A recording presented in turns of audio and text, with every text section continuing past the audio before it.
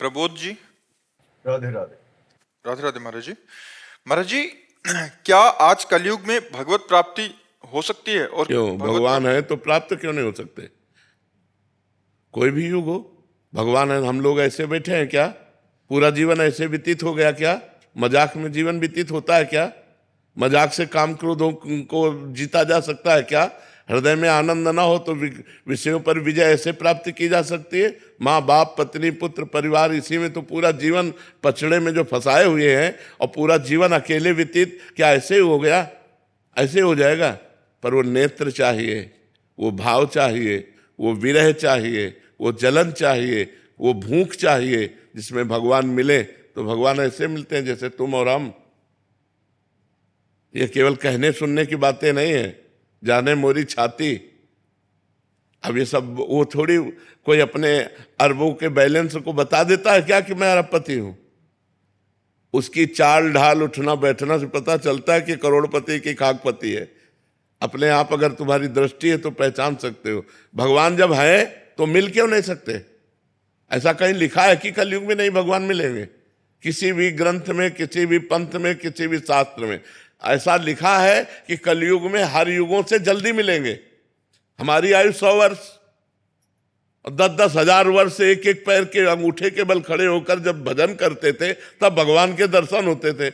हमारी तो आयु ही 100 वर्ष है, और वहां तो 10-10 हजार वर्ष तक तपस्या करते थे, तो हम तो बहुत जल्दी भगवान को प्राप्त कर लेते। जो 10,000 वर्ष तपस्या करने का फल मिलता था, कलयुग में 24 घंटे नाम कीर्तन करने से मिल जाएगा।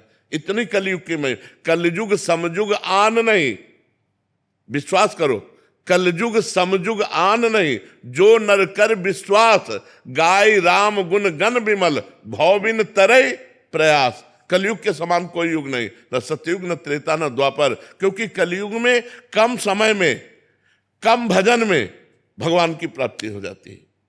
जहां 10,000 वर्ष हाथ उठाकर वायु पीकर तपस्या, वहां रोटी दाल खाकर रात दिन नाम जप करो, भगवान की प्राप्ति हो जाएगी। बिना भगवान की प्राप्ति के जो संत महात्मा जन है, जो सतमार्ग के पथिक है, वो ऐसे जी रहे हैं क्या?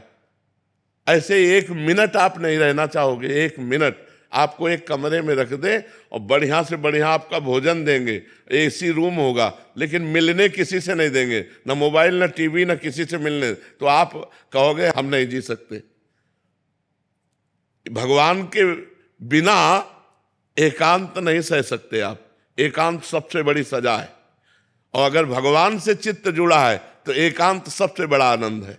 समाज से एकांत की तरफ मन भागता है जिसका मन भगवान से जुड़ने लगता है। तो आप सोचो, आप लोगों ने पूरा जीवन व्यतीत किया, कैसे ऐसा हो सकता है कि भगवान ने मिले, हम चैन से मुस्कुरा रहे हैं? भगवान के बिना हमारा जीवन ही नहीं है। भगवान की कैसे तुम्हें बताए? एक बार भगवत प्राप्ति, अब तुम्हें कैसे बताए? सब बातें बताने की थोड़ी है। महाराज जी, इसमें एक प्रश्न था। महाराज जी, आप काफी बार हम सत्संग में सुना है कि आप कहते हैं कि हम सच में, हमारा स्वभाव ऐसा था कि हम माइक से बोल देते। हाँ, अगर भगवान का अनुभव ना होता ना, परमानंद की बात, तो हम माइक से बोल देते कि हमारा स्वभाव ऐसा जिद्दी। लेकिन हम यही कहते, कमी हमारी और कृपा उनकी। कमी हमारी और कृपा भगवान की। स्वभाव में हम बता रहे, अच्छा ऐसा स्वभाव ना होना तो 500 साधु हैं, और सब 20 से लेकर के 35-40 तक के हैं, और सब ग्रेजुएट है, पढ़े लिखे। ऐसे नहीं मर्यादा चल रही, ऐसे नहीं चलती, ऐसे नहीं। आंख में दम नहीं, तुम्हारी बाजुओं में दम नहीं, तो फिर शासन नहीं चलता। चाहे वो घर का शासन हो, चाहे वो राज्य का शासन हो, चाहे वो राष्ट्र का शासन हो। शासन तभी चलता है जब छाती में दम हो, नहीं तो ऐसे नहीं चलता है। ऐसे थोड़ी अभी चले। तो समाज का आज का क्या है कि ऐसा भयभीत होता जा रहा है, माता पिता परिवार सब ऐसे, और माता पिता के आचरण इतने गंदे हैं कि बच्चे खुद देख रहे हैं। कल ही प्रश्न हुआ तो ऐसे जवान बच्चा, और कह रहा था मेरी माँ किसी से गलत संबंध करती हूँ, मैं जानता हूँ, अब मैं क्या करूं। अब बोलो, वो माता पिता के लिए जब ऐसा देख रहा है आचरण, तो बच्चे कैसे गंदे होंगे। हम खुद अपने मन पर शासन नहीं कर सकते, हम खुद अपनी इंद्रियों पर शासन नहीं कर सकते, माता पिता बच्चों पर शासन नहीं कर सकते। समाज में शासन व्यवस्था भंग होती चली जा रही, उसी के कारण ये सब दुर्दशाएं फैल रही।